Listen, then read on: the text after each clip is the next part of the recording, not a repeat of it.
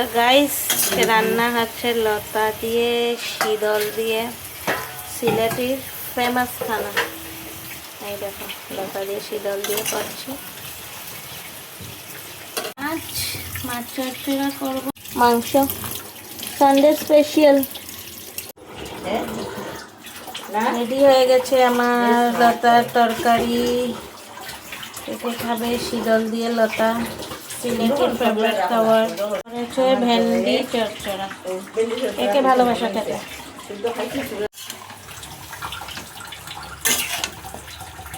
আসলে তোরা তো ওইটার উপরে ডালাই লাগে, ডালাই জল গড়ে নামে আসিয়া দেখিস তো ওইটা হতে হবে।